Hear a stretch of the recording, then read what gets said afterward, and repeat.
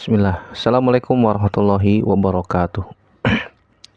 Alhamdulillah, salatu wassalamu ala rasulillah wa ala alihi wa sahbihi wa man walah.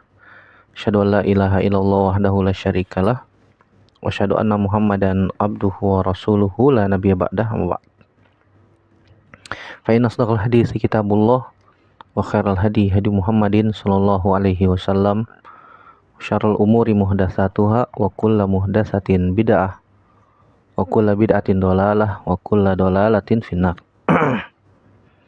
Ayolah ikhwah, azinallahu wa iyyakum ajmain. Alhamdulillah, segala puji hanya milik Allah Subhanahu wa taala yang kembali berkenan mempertemukan kita dalam media ini untuk melanjutkan pelajaran kita dari kitab Ad-Durus Al-Yaumiyah.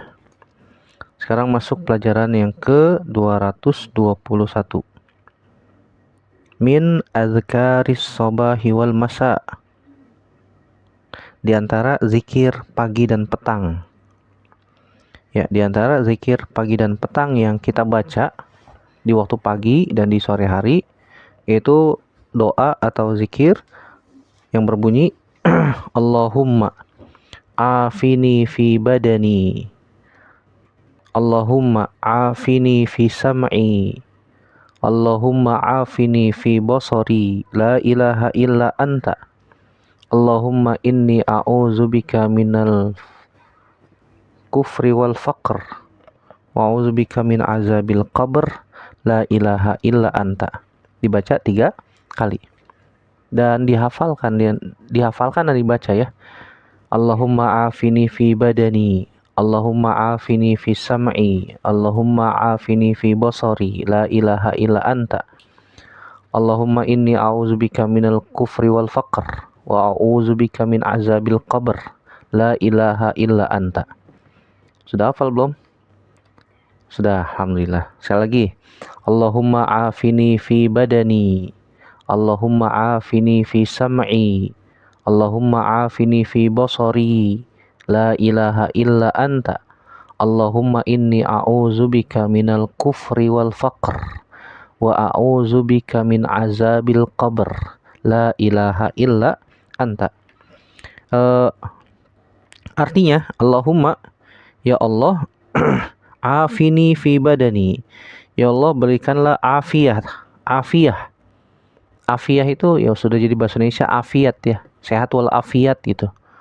Al afiyah itu maknanya adalah as-sihah at-tammah, itu kesehatan yang sempurna. Ya Allah berikanlah aku kesehatan yang sempurna fi badani, pada badanku. Allahumma afini fi sam'i, ya Allah berikanlah afiah, kesehatan yang sempurna dalam penglihatanku. Allahumma afini fi basari, ya Allah berikanlah afiah, kesehatan yang sempurna pada pendengaranku. La ilaha illa anta, pada pendengaran dan pada penglihatanku. Allahumma afini fi sam'i, pendengaran. Allahumma afini fi basari, itu penglihatan.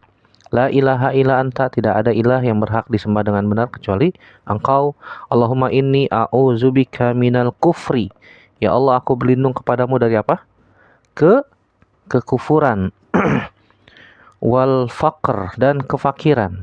Wa a'udzubika min azabil qabr, dan aku berlindung kepadamu dari azab kubur. La ilaha illa anta, tidak ada ilah yang berhak disembah dengan benar kecuali Engkau. Dibaca 3 kali, pagi hari dan di sore hari.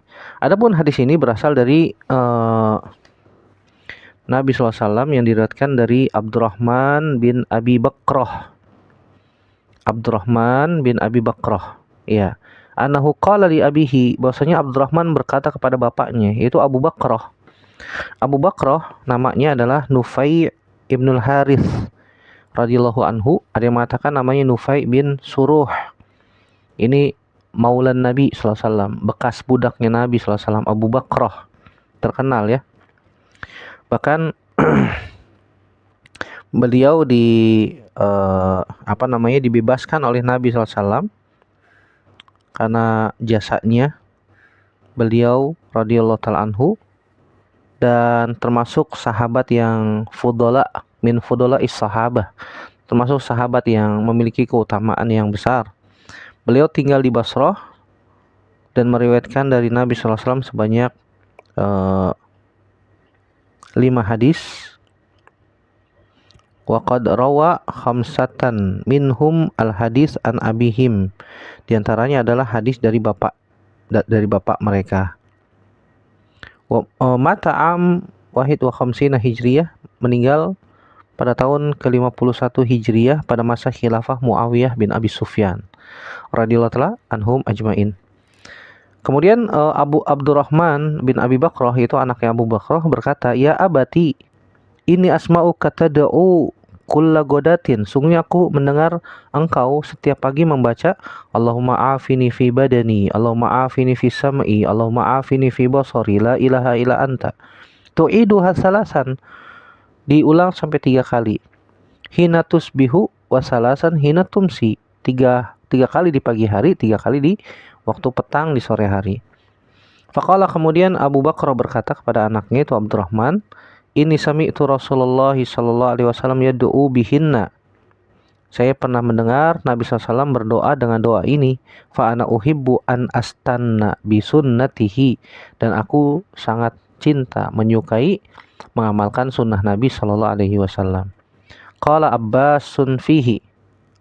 Abbas bin Abdul Muttalib mengatakan dalam masalah doa tersebut, watakul, dan hendaknya juga engkau membaca Allahumma inni a'udzubika minal kufri wal faqr, Allahumma inni a'udzubika min azabil qabr, la ilaha illa anta, tu'iduha salasan hina tusbih wa salasan hina tumsi, fatad'u bihinna. Dibaca ditambahin Allahumma inni a'udzubika minal kufri wal faqr wa a'udzubika min azabil qabr, dibaca 3 kali pagi dan petang, kemudian engkau berdoa dengannya. Fa uhibbu an astanna bi sunnatihi, dan aku sangat menyukai mengamalkan sunnah Nabi sallallahu alaihi wasallam. Wa qala Rasulullah sallallahu alaihi wasallam da'awatul makrub. Nabi SAW juga mengatakan doa untuk menghilangkan kesulitan. Allahumma rahmataka arju fala takilni ila nafsi tarfata ainin wa aslih li sya'ni kullah la ilaha illa anta. Doa untuk menghilangkan segala kesedihan, segala kesulitan, ya, kesempitan. Hendaknya kita membaca Allahumma rahmataka arju, ya Allah, aku berharap rahmatmu. Fala takilni ila nafsi tarfata ainin, janganlah engkau bebani aku sekejap mata pun, ya, tanpa pertolongan darimu. Wa aslih li sya'ni kullah, dan perbaikilah urusanku seluruhnya. La ilaha illa anta, dan tidak ada sesembahan yang berhak disembah dengan benar kecuali engkau. Ya, hadis ini diriwayatkan oleh Imam Abu Daud nomor 5093, dan dihasankan oleh Syalbani dalam Sahih Adabul Mufrad nomor 542. Dan juga disebutkan oleh Syekh bin Baz rahimahullah ta'ala dalam Tuhfatul Akhyar halaman 26. Baik, kita bahas hadis ini atau doa yang mulia ini. Hendaknya kita hafalkan dan dibaca, ya, sambil direnungi maknanya. Nabi SAW membaca Allahumma afini fi badani, ya Allah, berikanlah afiah pada badanku. Maksudnya apa? Berikanlah kesehatan pada jasadku dari segala penyakit jasad dan penyakit hati, sebagaimana dikatakan oleh Imam Al-Munawi dalam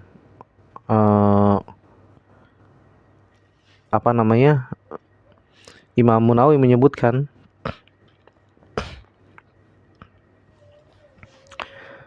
bahwasanya minal asqami wal alam, dari segala penyakit yang menyakitkan, ya. Wal asqam itu segala penyakit. Wal alam, ya, al alam sama asqam maknanya sama. Dari segala penyakit, baik itu penyakit yang sifatnya jasad ataupun penyakit yang sifatnya penyakit hati. Allahumma afini fi sam'i, ya Allah, berikanlah afiah pada pendengaranku, ya, agar aku mendengar kecuali kalimat-kalimat yang diridhoi olehmu. Maka jadikanlah pendengaranku ini pendengaran yang mendengar kalimat-kalimat yang diridhoi oleh Allah Subhanahu wa taala, dan kalimat-kalimat yang dicintai oleh Allah Subhanahu wa taala. Ini menunjukkan bahwasanya kita minta kepada Allah Subhanahu wa taala agar telinga kita digunakan untuk mendengar yang bermanfaat, bukan mendengar yang tidak bermanfaat seperti mendengar nyanyian, mendengar musik, lagu, ya. Ini tidak bermanfaat, bahkan musik, nyanyian itu adalah seruling-seruling syaitan, bisa melalaikan, melalaikan. Bahkan Imam Ibnul Qayyim mengatakan tidak ada dua cinta dalam satu hati. Maksudnya apa? Cinta musik atau cinta Al-Quran. Kalau ada orang cinta musik, maka males tuh baca Quran. Tapi kalau dia cinta dengan Al-Quran, maka dia tidak akan suka mendengarkan musik. Musik yang sekarang, zaman sekarang, Masya Allah, sudah dipoles-poles. Sudah di-upgrade. Sudah di apa? Dihiasi. Katanya musik Islami lah. Ya, musik Islami. Tapi isinya penggugah syahwat. Bahkan yang menyanyi adalah laki-laki ganteng misalnya. Tampan. Disukai oleh wanita-wanita. Laki-laki tampan, idola. Kan begitu. Ini apa namanya? Tertipu ya. Jangan sampai tertipu dengan rayuan gombal dari syaitan. Allahumma afini fi basari, ya Allah berikanlah afiah pada penglihatanku. Maksudnya apa? Maksudnya jadikanlah penglihatanku penglihatan yang bermanfaat untuk melihat tanda-tanda kebesaranmu, tanda-tanda yang sifatnya kebesaran Allah yang sifatnya syar'iyah, dengan diturunkan para rasul, melihat dengan mata kepala. Pada zaman Nabi SAW, mereka para sahabat melihat dengan mata kepala bagaimana Nabi SAW diutus, bagaimana ayat-ayat itu turun kepada Nabi SAW. Ataupun kita melihat dengan hati, melihat kebenaran yang Allah Subhanahu Wa Taala berikan cahaya ke dalam hatinya, maka dia akan melihat kebenaran itu adalah sebuah kebenaran, kebatilan adalah sebuah kebatilan. Makanya kita juga berdoa, Allahumma arinal haqqa haqqa warzuqna ittiba'ah wa arinal batila batila warzuqna ijtinabah. Ya Allah, perlihatkan kepadaku yang hak itu adalah hak, yang benar adalah benar, dan perlihatkan kepadaku yang batil itu batil, dan berikan petunjuk kepadaku kemudahan untuk mengikuti yang hak itu dan menjauhi kebatilan tersebut. Ini kita minta kepada Allah Subhanahu wa taala afiah pada penglihatan dalam masalah melihat tanda-tanda kebesaran Allah Subhanahu wa taala berupa ayat-ayat Allah dari diturunkan para rasul. Begitu juga ayat-ayat yang sifatnya musbattah, yang ditetapkan di dalam kaun, dalam alam semesta ini. Seperti apa? Contohnya seperti melihat gunung-gunung, ya, gunung-gunung menjulang tinggi, ini tanda kebesaran Allah. Siapa yang menciptakan semua itu? Itu Allah Subhanahu wa taala. Melihat bagaimana indahnya langit di malam hari penuh dengan bintang-bintang bertaburan di langit pada malam hari. Indah. Ini semua tanda-tanda kebesaran Allah. Ketika kita berjalan misalnya ke pantai, subhanallah, indah sekali ketika melihat sunset, matahari terbenam. Kalau matahari terbit namanya sunrise. Ya, ketika matahari terbit, Masya Allah, indah. Naik, lama-lama terang benderang. Kemudian matahari terbenam di pinggiran pantai, misalnya melihat matahari terbenam. Subhanallah, indah. Itu tanda kebesaran Allah Subhanahu wa taala. Siapa yang menjadikan matahari terbit di timur tenggelam di barat? Kecuali kalau bukan Allah Subhanahu wa taala. Tidak ada manusia yang bisa menjadikan matahari terbit dari barat, iya, terbenam di timur. Terbit di barat, terbenam di timur. Gimana caranya? Terbit dari barat berarti kiamat. Tidak ada yang bisa melakukan hal itu kecuali Allah Subhanahu wa taala. Nah, kita minta kepada Allah agar mata kita dijadikan untuk melihat sesuatu yang bermanfaat, yang bisa menambah iman, bukan malah menonton yang tidak bermanfaat. Nasallallahu salamata wal afiyah. Semoga Allah mudahkan menjadikan mata kita melihat sesuatu yang bermanfaat, ya. Makanya Nabi SAW juga meminta kepada Allah Subhanahu wa taala, Allahumma amti'na bi asma'ina wa absarina. Ya Allah, jadikanlah pendengaran kami dan penglihatan kami sebagai mata, sebagai nikmat, ya, dengan cara bersyukur kepadamu dengan mendengar dan melihat tanda-tanda kebesaran Allah Subhanahu wa taala. La ilaha illa anta, tidak ada ilah yang berhak disembah dengan benar kecuali Allah. Imam At-Tayyib'i mengatakan isbatun lil ilahiyah al-mutlaqah lillah. Penetapan ilahiyah secara mutlak hanya milik Allah Subhanahu wa taala. Ini merupakan sabilil hasr. Hasr itu artinya pembatasan secara mutlak ilahiyah, sesembahan dan kerajaan itu hanya milik Allah Subhanahu wa taala. Kemudian setelah kita minta kepada Allah Subhanahu wa taala afiyah, badan afiyah, jasad afiyah, mata pendengaran, kita minta kepada Allah Subhanahu wa taala perlindungan. Kita minta kepada Allah Subhanahu wa taala perlindungan. Yaitu dengan membaca Allahumma inni a'udzubika minal kufri. Ya Allah, aku berlindung kepadamu dari kekufuran. Kekufuran dan juga mati di atas kekufuran, na'udzubillah. Kita berlindung kepada Allah dari kekufuran dan akibat dampak yang ditimbulkan dari kekufuran itu. Sehingga kita minta kepada Allah mati dalam keadaan tidak membawa dosa. Mati dalam keadaan tidak membawa dosa, apalagi membawa kekufuran. Iya, dosa aja nggak bawa, apalagi kekufuran. Kufur itu dosa besar yang paling besar. Siapa saja yang mati dalam keadaan membawa kekufuran, maka akan ditutup pintu-pintu rahmat yang luas dari Allah Subhanahu wa taala. Kalau ada orang meninggal dalam keadaan kufur, maka pintu-pintu rahmat Allah akan tutup untuknya. Allah akan tutup sehingga dia akan menjadi penduduk api neraka wal iazubillah, nasallallahu salamata wal afiyah. Kata Imam Al-Munawi rahimahullah taala dalam Faidul Qadir Syarhul Jami'is Shaghir, beliau menyebutkan di jilid yang kedua halaman 171, al-qasdu bisti'azatihi minal kufri ma'astihalatihi minal ma'sumi an yuqtada bihi fi asli du'a. Tujuan untuk minta perlindungan dari kekufuran adalah an yuqtada bihi fi asli du'a, agar kita melakukan iktidaan dalam pokok doa tersebut. Ya, kita minta kepada Allah Subhanahu wa taala rahmat Allah, kita minta perlindungan dari kekufuran, dan kita minta ditutup usia kita dalam keadaan iman. Kemudian kita minta kepada Allah Subhanahu wa taala perlindungan dari yang namanya kefakiran. Kita membaca Allahumma inni a'udzubika minal kufri wal faqr. Ya Allah, aku berlindung kepadamu dari kekufuran dan kefakiran.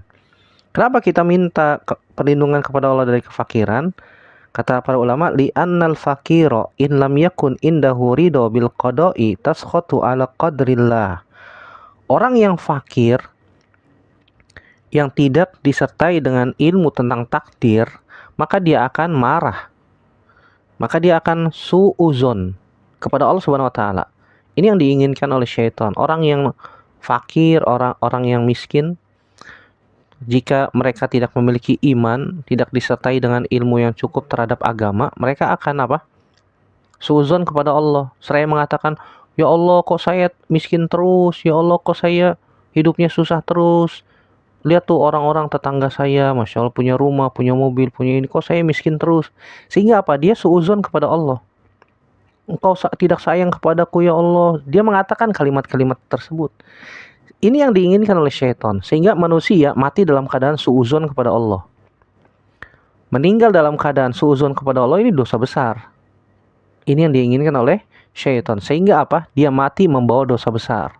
Orang yang mati dalam keadaan membawa dosa besar, ya, tahtal masyiah, di bawah kehendak Allah Subhanahu wa taala. Insya azabahu wa insya ghafarolahu. Kalau Allah berkehendak, Allah akan ampuni. Kalau Allah berkehendak, dia akan diazab. Tahtal masyiah, di bawah kehendak Allah Subhanahu wa taala. Dan ini mengerikan. Kita nggak tahu kehendak Allah Subhanahu wa taala. Makanya kita berlindung dari kefakiran. Allahumma inni a'udzubika minal kufri wal faqr. Karena orang yang fakir, yang tidak disertai dengan ilmu tentang agama yang benar, tidak, imannya tidak cukup, maka dia kan mudah sekali suuzon, marah kepada Allah Subhanahu wa taala, sebagaimana disebutkan oleh para ulama. Bahwasanya orang yang fakir, Syekh Muhammad bin Shalih Al-Utsaimin menyebutkan tentang perbedaan antara fakir dan miskin ya. Fakir dan miskin, dua kata yang iza istama'a iftaraqa, iza iftaraqa istama'a. Jika dua kata itu bersanding satu dengan yang lain, maka iftaraqa maknanya beda-beda. Fakir itu beda, miskin itu beda. Tetapi kalau iftaraqa, kalau kedua kata itu berpisah, maka fakir itu maknanya miskin, miskin itu maknanya fakir. Iza iftaraqa istama'a. Jika kedua kata itu terpisah, maka istama'a maknanya sama. Maknanya sama. Iza istama'a iftaraqa. Jika dua kata itu bersanding antara satu dengan yang fakir, miskin, maka fakir itu maknanya sendiri, miskin itu maknanya sendiri. Syekh Muhammad bin Shalih Al-Utsaimin membedakan antara fakir dan miskin. Kata beliau, fakir itu adalah orang yang memiliki penghasilan. Dia memiliki penghasilan, ada pemasukan. Tetapi penghasilannya itu kurang dari 50% kebutuhan dia sebulan. Misal contohnya kebutuhan dia sebulannya 3 juta. 4 juta deh. Di Jakarta ya. Di Jakarta punya anak 2 misalnya. Istri 1, rumah ngontrak, ya 4 kepala tuh. 4 kepala. 1 kepala makan sebulan paling nggak minimal 900.000. 1 juta lah. Sekali makan misalnya 10.000. 10 kali 3 sehari udah 30.000. Kali 30 hari 900.000. Ya 1 juta lah dibulatkan. 1 juta kali 4, 4 juta. Itu belum yang lain ya. Belum bayar listrik, belum dan seterusnya. Paling tidak 4 juta lah di Jakarta. Misalnya contoh, anak 2, rumah ngontrak, istri 1, anak sekolah semuanya. Sedangkan gajinya dia sebulan 1.500.000 atau 1 juta. 1 juta atau 1.500.000. Seharusnya 50% dari 4 juta berapa? Minimal ya 2 juta. Itu 50%-nya, setengahnya. Ternyata gajinya dia ya 1 juta atau 1.500.000. Berarti dia termasuk orang fakir. Kenapa? Penghasilannya atau gajinya, pemasukannya kurang dari 50% dari kebutuhan dia sebulan. Kebutuhan dia sebulan misalnya 3 juta atau 4 juta, sedangkan gajinya dia 1 juta. Kurang dari 50%. Ini disebutnya fakir. Bukan berarti fakir itu nggak punya penghasilan sama sekali, enggak. Orang yang punya penghasilan saja yang kurang dari 50% dari kebutuhan dia sebulan disebut fakir, apalagi yang nggak punya penghasilan. Sedangkan dia punya keluarga, rumah ngontrak, ya, belum bayar listrik, belum bayar air, belum bayar sekolah anak-anak. Belum ada lagi kalau misalnya punya bayi, beli susu lah, inilah dan seterusnya. Itu disebutnya fakir. Kalau miskin, dia punya penghasilan juga. Penghasilannya sudah lebih dari 50% dari kebutuhan dia sebulan. Tetapi tidak sampai 100%. Misal contohnya, dia gajinya 2.500.000. Sebulan dia gajinya 2.500.000. Kebutuhan dia sebulan 4 juta. Berarti kan sudah lebih dari 50% ya. 50%-nya kan 2 juta. Gajinya dia 2.500.000 atau gajinya dia 3 juta. Sudah lebih dari 50%. Tapi tidak sampai 100%. Masih kurang kan? Kebutuhan dia sebulan 4 juta misalnya. Buat bayar kontrakan aja di Jakarta minimal 1 juta. Belum makan. Kebutuhan 4 kepala misalnya di Jakarta. Paling enggak tadi sudah disebutkan. Belum kebutuhan yang lain. Air, listrik. Ya. Kebutuhan-kebutuhan sekunder yang lain. Ya. Kebutuhan primer saja kadang-kadang dia masih kurang. Ini namanya miskin. Iya. Dia punya pemasukan. Punya punya penghasilan tapi kurang dari 100% dan lebih dari 50%. Ini miskin. Jadi kita bisa membedakan mana yang fakir, mana yang miskin. Dilihat saja apa pekerjaannya. Kan kita bisa tebak ya. Oh, si fulan kerjaannya OB, office boy, atau yang bersih-bersih misalnya di sebuah lembaga pendidikan atau di masjid misalnya, atau marbot, gajinya 1 juta, 1.500.000, atau mungkin ada yang di bawah itu. Ada yang di bawah 1 juta. Sedangkan dia punya keluarga. Nah, ini bisa dikatakan fakir, bisa dikatakan fakir. Dan kita berlindung kepada Allah dari kefakiran. Allahumma inni a'udzubika minal kufri wal faqr. Wa'udzubika min azabil qabr. Dan kita berlindung kepada Allah dari azab kubur. Imam Ar-Raghib Al-Asfahani mengatakan al-auzu al-iltija'u ilal ghair wa ta'alluq bihi. Yang namanya minta perlindungan itu adalah al-iltija. Ya, minta perlindungan kepada Allah Subhanahu wa taala. Dan Syekhul Islam Taimiyah mengatakan fa innal musta'aza minhu naw'an. Fa naw'un mawjudun yusta'azu min dararihi wa naw'un mafqudun yusta'azu min wujudihi. Minta perlindungan itu ada dua macam, kata Syekhul Islam Taimiyah dalam Majmu' Fatawa. Disebutkan yang pertama adalah minta perlindungan dari sesuatu yang ada,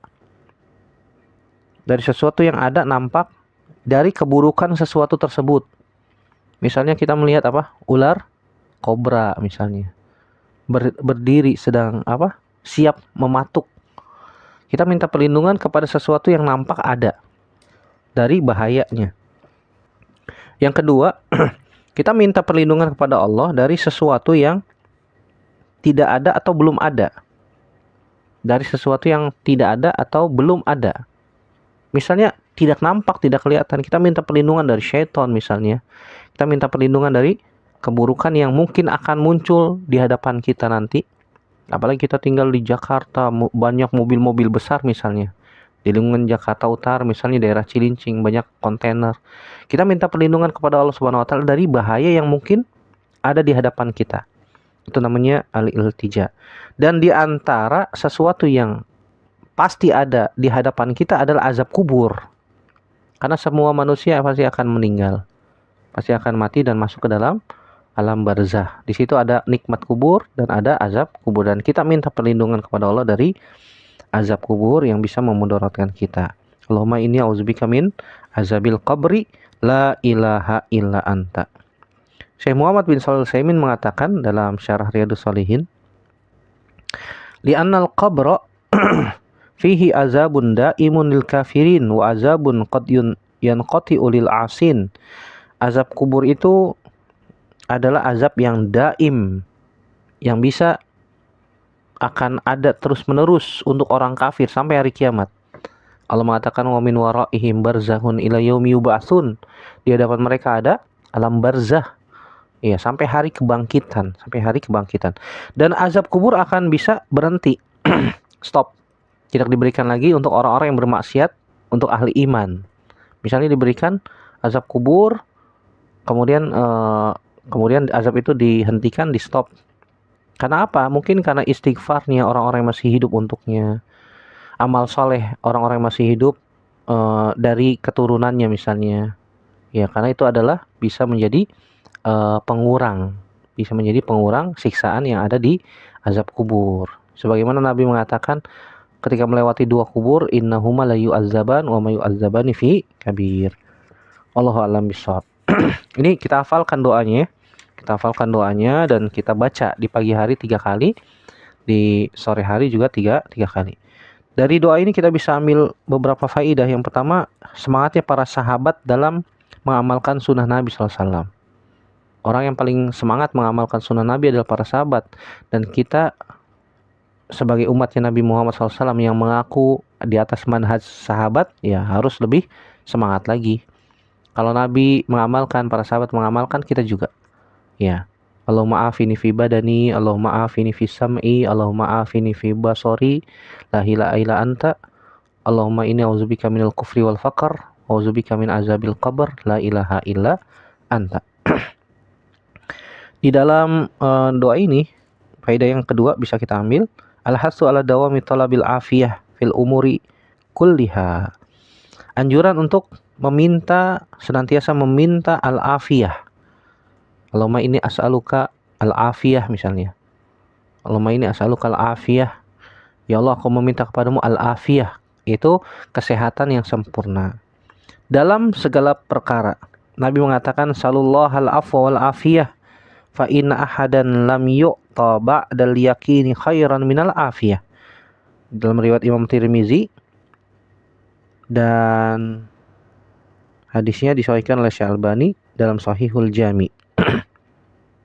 Dalam Sahihul Jami, kata Nabi sallallahu alaihi wasallam, sallallahu al-afwa wal afiyah, mintalah kepada Allah al-afwa, itu ampunan, dan afiyah. Fa inna ahadan lam yu'ta ba'dal yakin khairan minal afiyah. Karena seseorang tidak diberikan sesuatu yang lebih baik daripada al-afiyah. Ini pelajaran yang kedua. Pelajaran yang ketiga yang bisa kita ambil, jangan merasa aman dari maksiat. Jangan merasa aman dari maksiat. Maksiat mata, maksiat telinga yang bisa menjadikan hati sakit dan mati ya.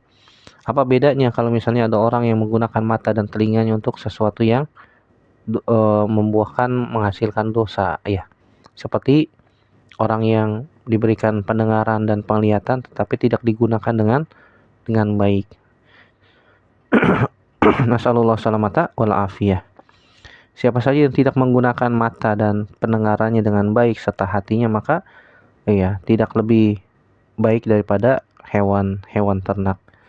Nauzubillah, nasallallahu salamata wal afiyah. Ya, ini doa yang bisa kita bahas pada kesempatan kali ini. Semoga kita bisa hafalkan, maknanya kita renungkan dan diamalkan, dibaca 3 kali pagi hari dan di sore hari 3 kali. Allahumma inni as'alukal afwa wal afiyah. Allahumma afini fi badani Allahumma afini fi sam'i, Allahumma afini fi basari, la ilaha illa anta.